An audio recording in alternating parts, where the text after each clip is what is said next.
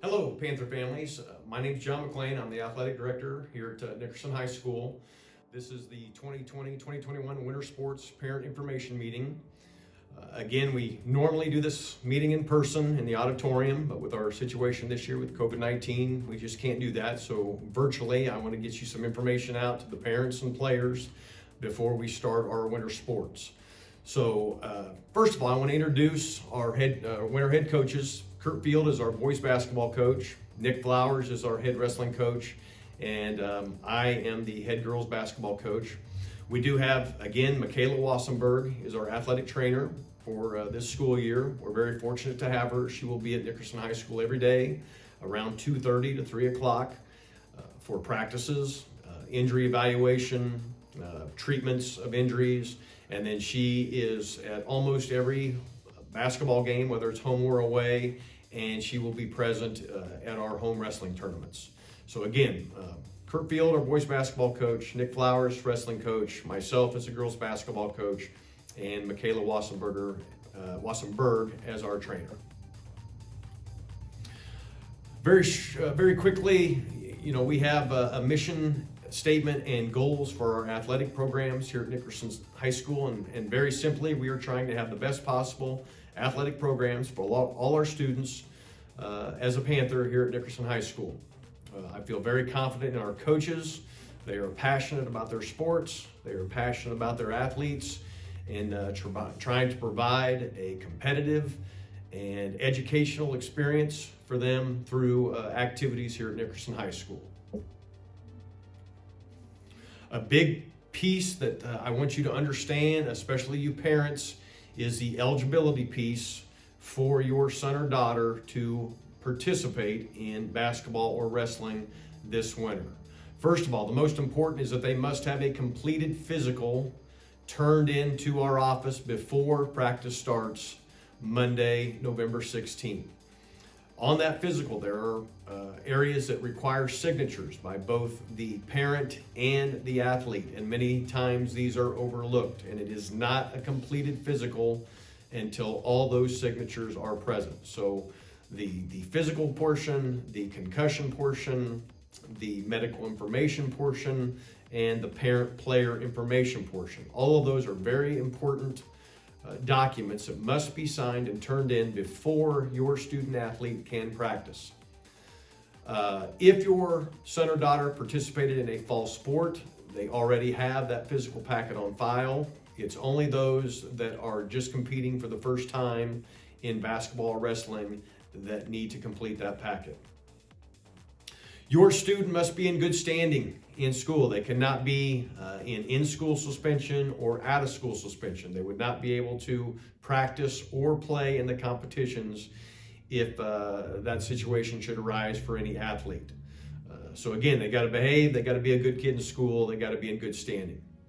Your student athlete must be in school. Now this is a little different this year with remote learning.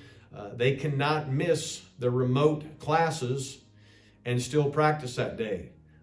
Again, if they would have a doctor's appointment, an eye doctor appointment, something like that, you as a parent, you need to call, let the office know, so that is documented. If your student is fully online, they must be logged in and attending those classes. If they have a Zoom meeting each day with that online teacher that gets their attendance counted, they must be present for that. So we are a little concerned about attendance, the attendance issue, the attendance piece, but your student athlete must attend those remote classes to be eligible to participate in practice or games. The biggest part of eligibility is academic eligibility. We do weekly grade checks here at Nickerson High School to keep kids on track to graduate, to keep kids on track for semester eligibility. So on Mondays, when we run the grade report, if your student has 2 Fs and it's the first week, they are on academic probation. You should be getting an email.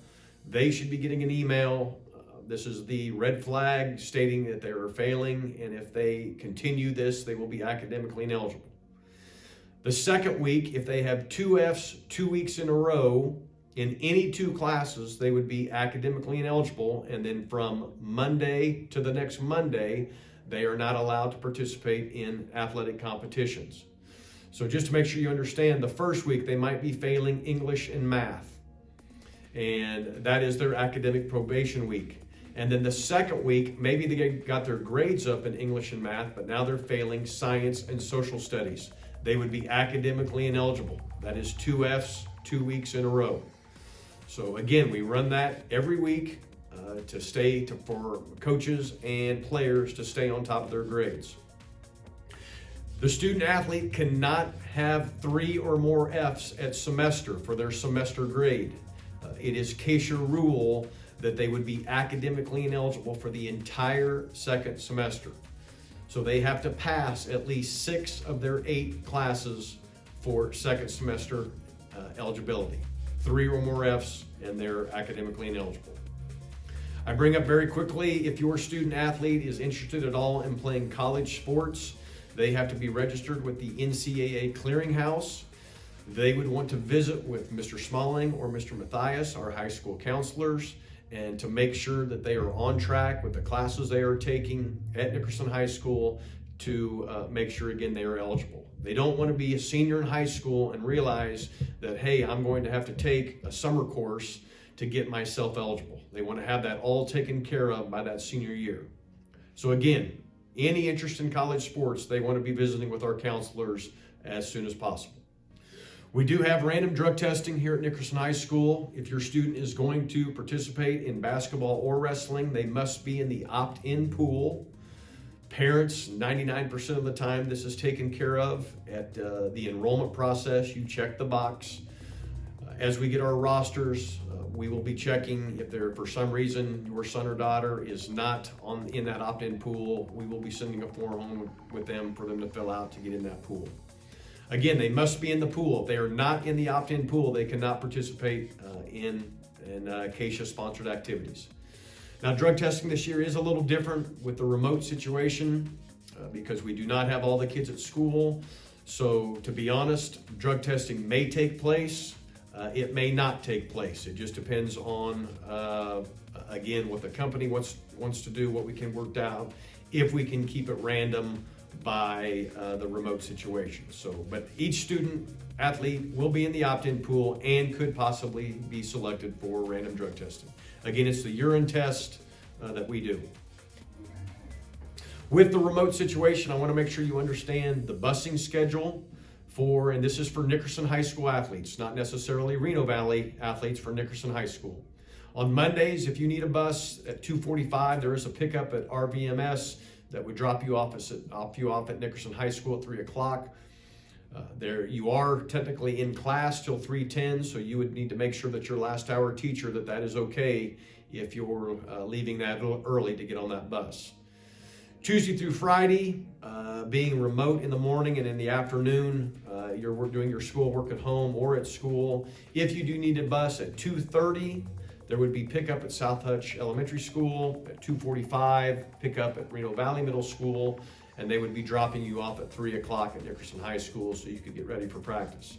Practice is generally over between 5:30 and 6. At 6:15, there is a bus picking up from Nickerson High School. This also happens on Monday, the 6:15 post-practice pickup. And then at 6:30, that bus drops off at Reno Valley, and 6:40 at South Hutch Elementary. Parents, we always talk about how coaches are constantly stressing expectations to their athletes, about working hard, about being a good teammate, about improving their skills, about being competitive, representing our school and our community. Parents, those are also expectations for you as well. As parents, I think it's our job to model proper behavior. And basketball and wrestling can be difficult because it is indoors and you are very close to the officials, you are very close to the participants, to the coaches. And so modeling proper behavior is extremely important for our student athletes. CASIA does have the Rule 52, strictly involving fan behavior. Constant yelling at officials is just not accepted. Everybody has the general reaction, and that's as far as it should go. Again, and it should not constantly happen from the stands. If the focus is on you in the stands and not on the players on the court or the wrestling mat, that is an issue. I posted on Panther Athletics and Activities here last week about the number of basketball officials in the state of Kansas in the last 10 years, how it has dramatically decreased. It has went from over 2,000 in 2010 to less than 1,500 now, and I would imagine we will have less officials this year due to the COVID situation. They quit for really one reason, and it is unruly fan behavior. It's not even so much from the coaches. The coaches can be a problem at times, but it is from constant unruly behavior from the fans. And so if we don't have officials, there's no contest. Games will be postponed, canceled. And again, it's not the referees or the parents that are affected by that, it's the kids. And again, our activities are about our kids. So please, at the games, again, model proper Rule 52 fan behavior. I've said many times about how our events are giant advertising for Nickerson High School and for our community. And I'm asking you as parents and players, players, we want you to do a great job in your athletic competition as well. But I'm asking for your help to make it a positive experience for all those involved coming to Nickerson High School, as well as the schools we travel to. If there is a concern about your child and their participation on the team, whether it be how they're being treated, playing time, any situation like that, one rule that we do practice here at Nickerson High School is the 24-hour rule after athletic contests. After the game is not a good time to visit with a coach. You need to leave the coaches alone after the athletic contests. You need to give it some time if you're upset, if you're frustrated. Let that calm down over a 24-hour period. And if it is still an issue with you and your athlete, your son or daughter, after 24 hours is an acceptable time to try to set up a discussion with the coach. Now, really the chain of command is the athlete should talk to the coach first. Many times that can take care of any confusion or any issues, to have a sit down, a heart-to-heart talk with that coach, and let that coach explain the current situation that student athlete is in, whether it be playing time or anything.